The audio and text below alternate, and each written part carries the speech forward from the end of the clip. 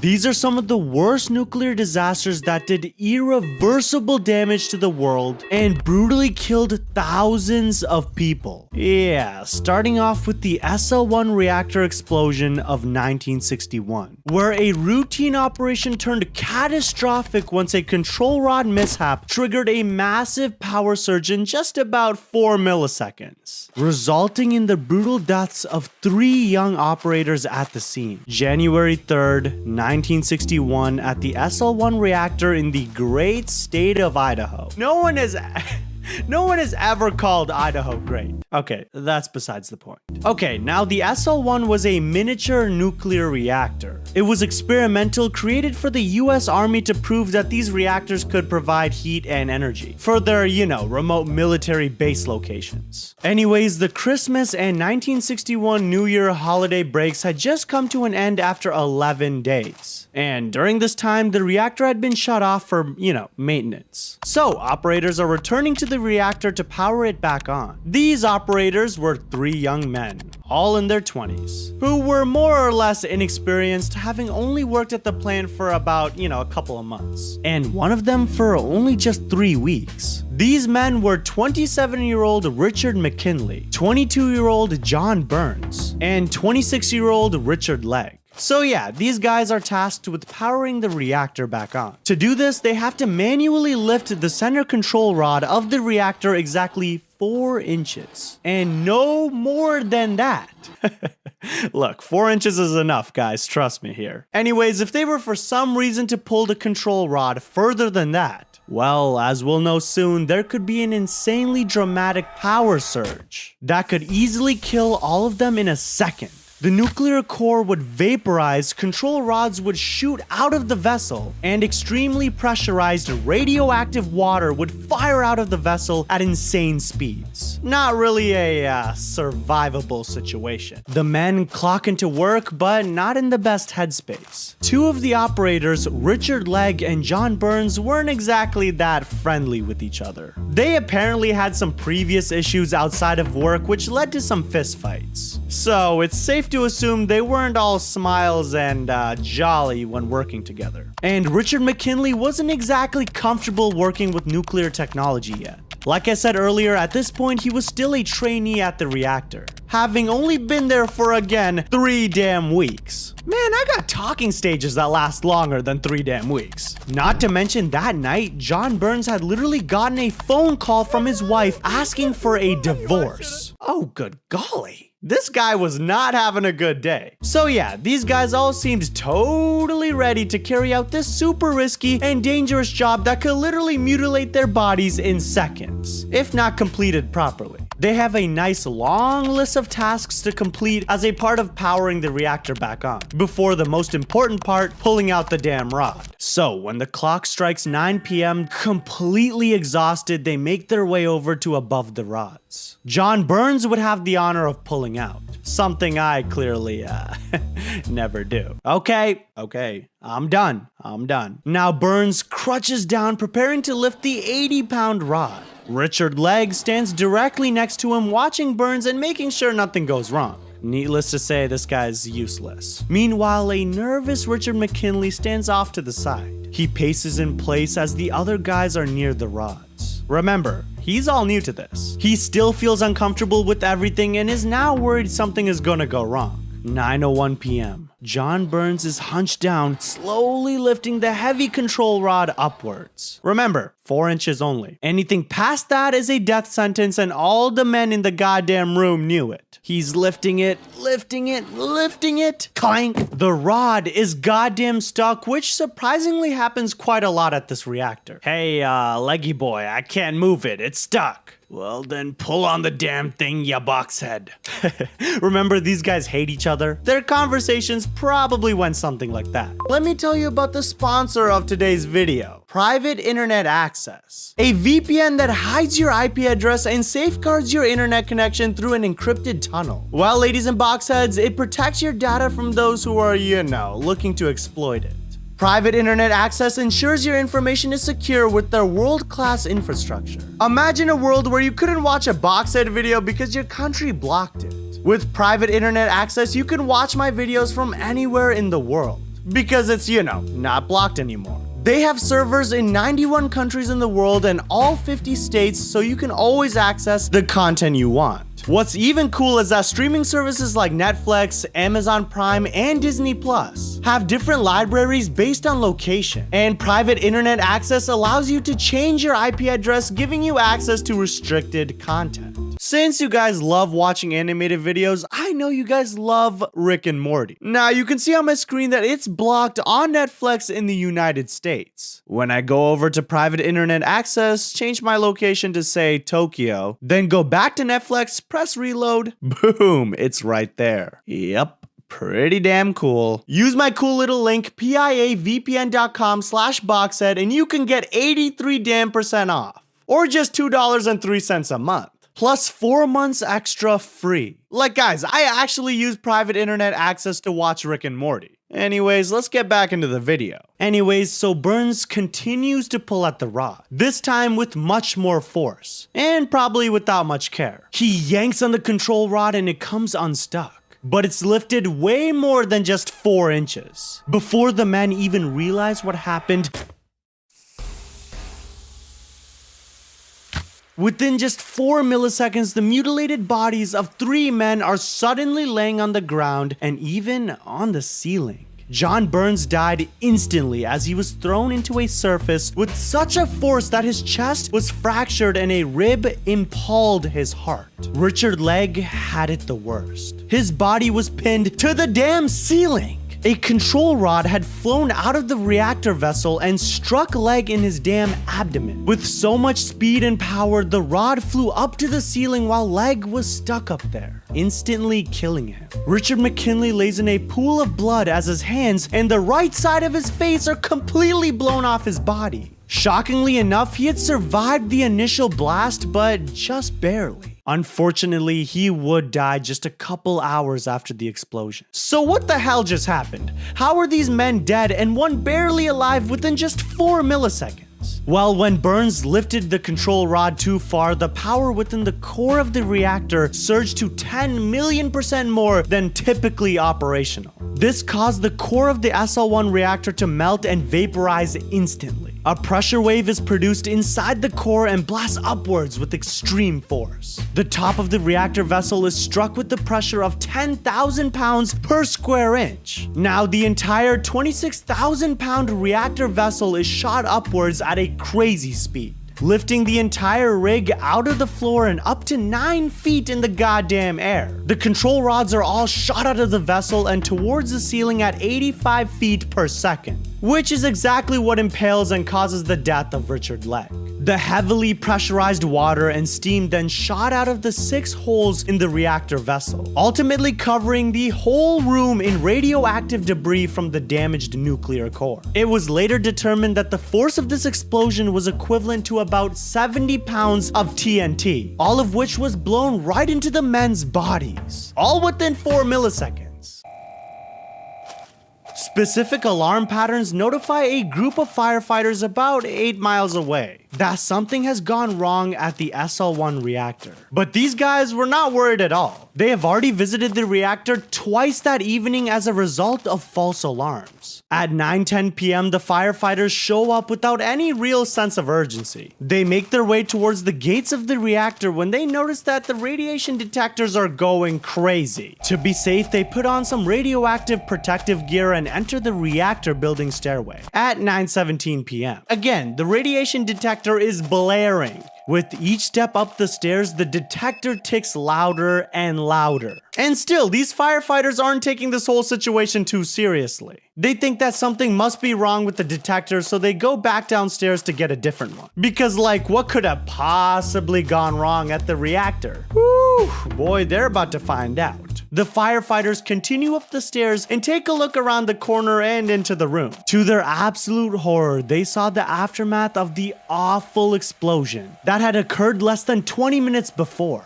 but no operators in sight. They now know that this situation wasn't to be taken lightly, Because of the incredibly high radiation levels, the firefighters couldn't enter the room just yet. They needed to retreat and think of a plan. They needed to be smart about how to approach this. At 10:45 p.m., they decide that each person can enter the building just once, and only for a maximum of 60 seconds. So, the first team of firefighters make their way up the stairs and quickly into the room of the explosion. Without even having time to express their disgust of the scene, they see the mutilated bodies of Burns and the somewhat alive McKinley. They were drenched in water, which happened to be incredibly contaminated by the radiation. Without hesitation, the firefighters put the men's bodies on stretchers and carried them out. Just 15 minutes later, at around 11 p.m., Richard McKinley succumbed to his terrible wounds and was pronounced dead. And what about Richard Legg? You know, the one on the ceiling. While Legg's body was so unrecognizable and mutilated that the firefighters initially thought that it was a pile of rags on the ceiling. To their shock, they eventually realized it was an actual person. Legg's body was going to be an incredibly tough recovery. Since it was pinned above the ceiling directly above the reactor core, the firefighters actually feared that the body could easily drop into the damaged core, which would result in the body being absolutely covered in a huge amount of radiation, creating a whole different problem. So, they let Legg's body hang on the ceiling for another 6 days. It wasn't until they gathered a group of 10 men with special tools to go in and recover his body. They took long poles with sharp hooks on the end into the room, ready to finally bring him down. With caution, the men were incredibly careful not to mess this whole ordeal up. They pierced Legg's body with the hooks and let the lifeless clump of body parts fall onto a stretcher below. The bodies of the 3 unfortunate men were placed in lead-lined caskets inside of metal drums and buried in the Idaho desert, basically in the middle of goddamn nowhere. And what about the reactor? Well, after the incident, most of the radiation had thankfully been contained inside the reactor building. This allowed for a much easier cleanup than if it, hadn't.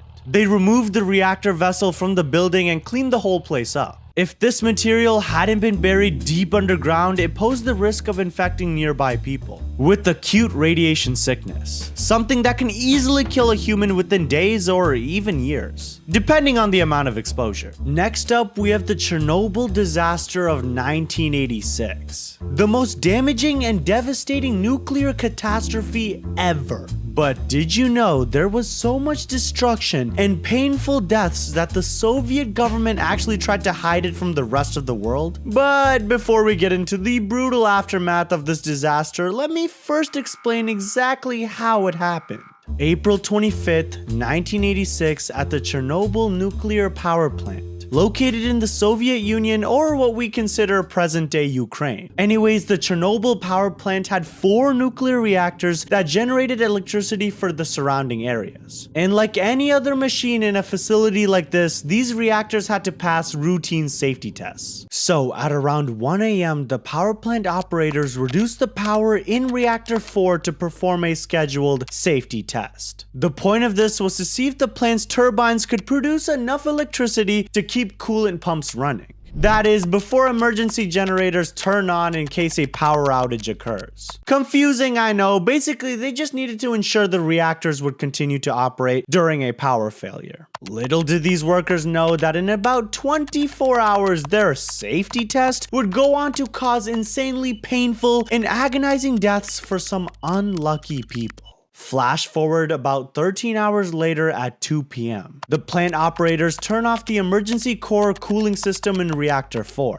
in preparation for that safety test. Another 11 hours go by, and at around 1 a.m. on April 26, 1986, things start to get real interesting. The power levels in reactor 4 have suddenly plummeted, like way below what's usually considered stable. So what do the operators do to fix this and bring the levels back up? Well, they remove most of the control rods from the reactor's core and turn off the emergency safety features. A big, huge, box head level dangerous mistake. You would think that they would have called off the test back when they realized something was wrong with the power levels, right? Well, clearly they didn't. The operators were instructed to keep it going. So, just about 20 minutes later at 1:23 a.m., an unexpected power surge suddenly occurs, causing the power levels in Reactor 4 to skyrocket to dangerously high levels. And when this happens, the core of the reactor increases in temperature at an incredibly fast pace. And well, overheated the core, which equals nuclear meltdown, people. Immediately, an operator takes action and quickly slams his hands down on the emergency shutdown button, hoping to prevent an incoming disaster. This button would drop control rods into the reactor, stopping any nuclear reactions. However, these control rods get jammed as they enter the reactor's core, allowing for the nuclear reactions to actually continue to occur. The operators completely lose control of the coolant and, well, the entire goddamn situation. Temperatures inside the reactor's core soar to extreme levels. The insane heat begins to melt the core, and then just seconds later,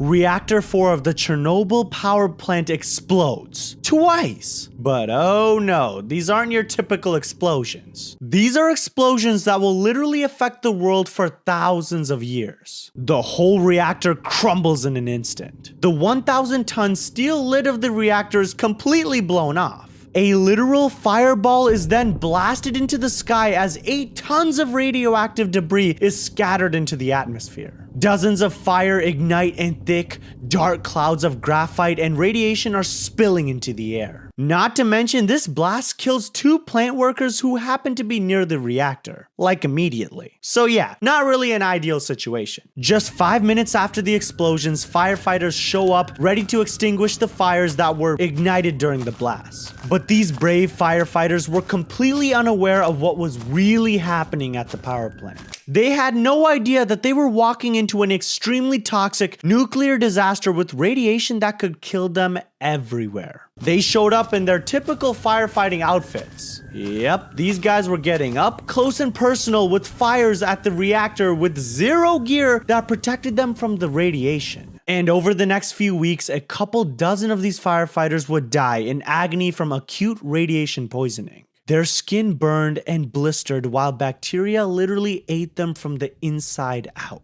Their burning red skin peeled off their bodies at the slightest touch. Yeah, ouch. One even died because of cardiac arrest. And guys, what about the citizens of the towns that were near the explosion? Well, the closest civilization to the power plant was the town of Pripyat, just less than 2 miles away. And remember how I said that the Soviet government wanted to keep this whole nuclear disaster thing a secret? They were so paranoid of the information about the catastrophe leaking that they refused to tell anyone anything, including the surrounding areas and towns that were in danger of radiation poisoning. Pripyat was the prime example. These poor people weren't informed of the atomic disaster until 36 hours after the goddamn meltdown. Yup. A whole day and a half later, the radiation levels from the blast were astronomically high in the town of Pripyat. Like, way too high for anyone to continue living there. Each second that they spent in that town, the higher the radiation levels were, reaching 180 to 300 milliroentgens, which is a way of measuring radiation. And as we know, radiation exposure and the human body don't mix well, especially long term. Nearly 20,000 cases of thyroid cancer were developed years after in people who just lived in Ukraine or Belarus. The Soviet government literally kept these people in danger just to try and save their own ass. Eventually, Soviet officers came to their senses and realized that they have to evacuate the damn place. About 38 hours after the disaster, evacuation began in the area that was within 30 kilometers of the power plant. A whopping 115,000 people were evacuated from these areas. Almost 50,000 of these people from the town of Pripyat alone. Over the town's loudspeakers, residents were told to only bring important documents and personal necessities because it would only be a temporary evacuation. Yeah, sure, whatever you say. Because flash forward to present day, Pripyat is still completely abandoned. No, seriously, Boxheads, the radiation levels are still so high that the area won't be habitable to humans for another 20,000 years. Temporary evacuation, yeah, my box butt.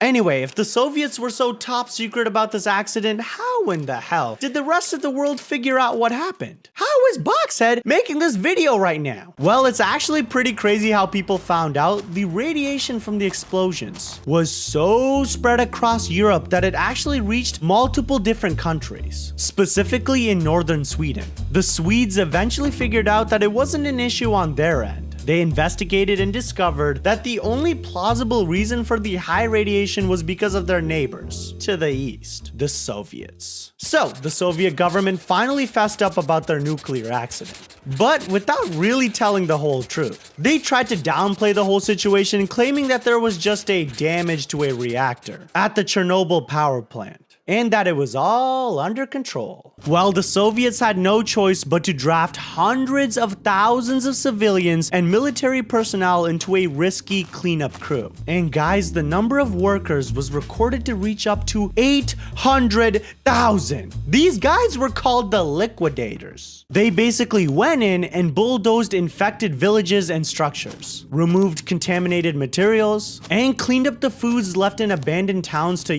prevent the outbreaks of diseases. Anything that required working in or near the Chernobyl power plant categorized you as one of these workers. Only 4,000 out of the estimated 800,000 workers ever died from direct causes of their liquidating work. Radiation exposure, cancer, the big ones. Next up, we have the Fukushima Daiichi disaster of 2011. This next catastrophic nuclear disaster was actually triggered by a record-breaking earthquake. March 11th, 2011 is a day that starts off like any other in the country of Japan. People are at work, kids are at school, everything's fine. But what no one realizes is that this same day would be the start of the country's most tragic disaster ever. At 2:46 p.m., a deep rumble can be felt beneath the earth. The ground starts shaking violently. Buildings are swaying and trembling. As everyone knows by now, an earthquake is hitting their country. People around the country are suddenly bracing for impact through a completely unexpected and incredibly strong earthquake. The ground intensely shakes for 6 consecutive minutes, as civilians are taking cover and attempting to keep themselves out of harm's way. Once those 6 minutes finally pass, the people of Japan are unaware that they just lived through one of the most powerful ever recorded earthquakes in their country's history. And for my nerds out there, it was actually the 4th strongest in the whole world. A 9.1 magnitude earthquake. In case you don't know, that is insanely strong. So, not even an hour later, this super powerful earthquake triggers another natural disaster. This time, it's a tsunami. A massive, huge big tsunami. This tsunami sent waves that reached up to 50 goddamn feet directly onto the island of Japan. Imagine that. People are just starting to clean up the aftermath of one horrible disaster, just to look up and see a near 50-foot wave barreling straight towards them. These powerful waves swept up everything in their path and caused incredible amounts of destruction. The wave traveled 6 miles inland, completely obliterating buildings and entire towns in its way. And the aftermath of the earthquake and tsunami was not pretty at all. Well, over 100,000 buildings were destroyed, debris filled the land that people once considered a home, and many innocent people, mainly the elderly, died tragic deaths. Over 19,000 people lost their lives as a result of these horrible tragedies. But hold on, let's flash back in time just a little bit. Once the earthquake hits the country, the operators at the Fukushima power plant are worried. Well, duh, of course, but not like how you would expect them to be. So the power plant initiates its routine procedure of what to do when an earthquake occurs. It shuts down the main reactor so the plant isn't operational during the earthquake. As you can probably imagine, it would be incredibly risky to run a nuclear plant while a whole freaking island is shaking uncontrollably. So from the shutdown, the plant loses power as expected, and the emergency generators at the very bottom of the plant turn on. These generators are now tasked with providing enough power to continue moving around water in the plant. This water has a very important job to cool the nuclear reactors. And if the reactors don't get cooled, well, they'll overheat to insanely hot temperatures and leave us with what we call a nuclear meltdown. Anyways, the emergency generators are on and everything is running perfectly fine. The safety procedures at the plant are a success and are able to withstand the earthquake. Everyone in the plant probably feels a huge sense of relief.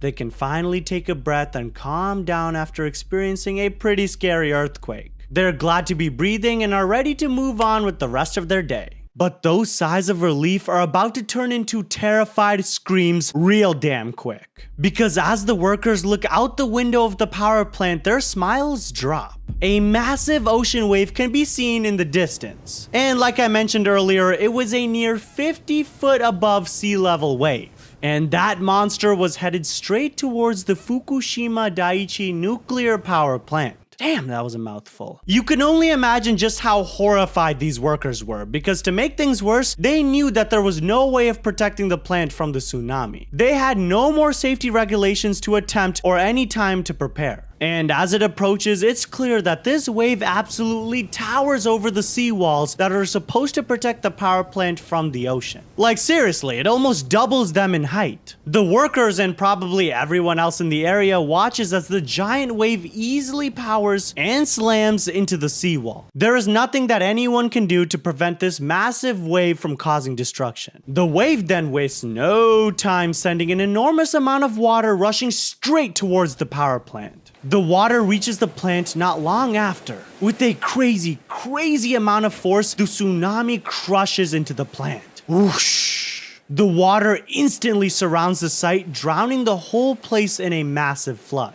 People are horrified inside as they have no idea what to do. Hell, there's nothing they can do. And remember how the emergency generators were at the very bottom of the plant? When the water first slams into the plant and pours into the basement, the generators flood and fail immediately. The workers inside are suddenly met with a power outage. Every room in the plant turns off from lots of light and tech stuff to completely pitch black. Imagine the fear from the operators, sitting in a dark room, their buildings are surrounded by water, knowing a nuclear disaster is bound to happen and they're cooped up in the middle. And the worst part is that no power for the generators means no water being moved around for the plant to be cooling. Knowing the potential dangers of an incoming nuclear emergency, the Japanese government orders all workers in the power plant to evacuate immediately. People's concern with the power plant is growing by the second. After being struck by two awful natural disasters earlier in the day, no one has any idea how much destruction this incoming nuclear disaster could cause. But they're definitely preparing for the worst, which is good. The government decided that all civilians within a 2-kilometer radius of the plant must evacuate or else they would be in immediate radiation danger. And later it became a 10-kilometer radius. And then it became a 20-kilometer radius. Approximately 154,000 people are forced to evacuate their homes near the plant.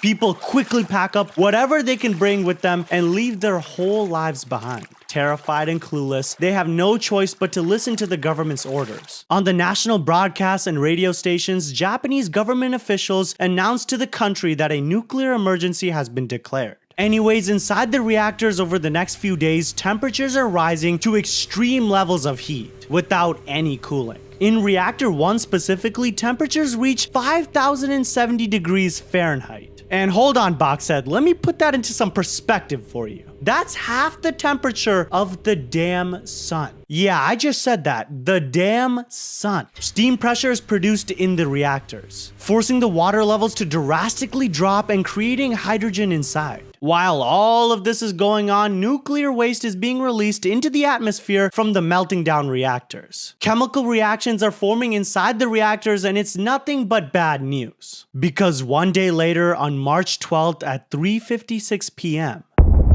a massive hydrogen explosion suddenly ignites, blowing the roof off of reactor number 1. A massive hydrogen explosion suddenly ignites, blowing the roof off of reactor number 1. Huge clouds of gray smoke rapidly grow from the explosion and fill the atmosphere. The hydrogen that was created inside had combined with the oxygen outside of the reactor, causing almost like a hydrogen bomb explosion. Oh, don't believe me? I mean, take a look your damn self. At this point, everyone is hoping that this nightmare of a week is finally over. But still, somehow these people were wrong. Because flash forward another 2 days on March 14th at 11:01 a.m. Now, reactor number 3 has exploded as well. The roof and the top part of the reactor are blown off as another hydrogen explosion takes place. The reactor is destroyed and more radiation is blown into the environment. What about the other reactors at the plant? Well, on March 15th at 6:15 a.m., reactor number 2 suffers what would have been an explosion just like the previous two. However, scared of the fact that another harmful explosion would occur and throw more radiation into the air, the staff at the plant quickly decided to open a panel in the reactor. Basically, it vented out the hydrogen before another explosion could occur. But this came at a price. Their ventilation actually allowed for more and more dangerous radiation to be let out into the environment. Because of the power plant disaster, radiation levels around Japan were rapidly increasing. But thank God they never reached a level high enough to provoke life-threatening health issues. But still, people had no choice but to leave behind their belongings and their homes. Anything they ever knew. Most of them ended up in shelters, and unfortunately some died from the non-nuclear disaster causes. Now, out of this whole video, this is the part that really gets me. Approximately 2,000 people died as a result from the stress of their incredibly tough lives. Yeah, nothing but stress killed these people. Now look, people die from ocean related things all of the time, so if you want to hear more about that, click this video right here where I talk about the most painful deaths in the ocean.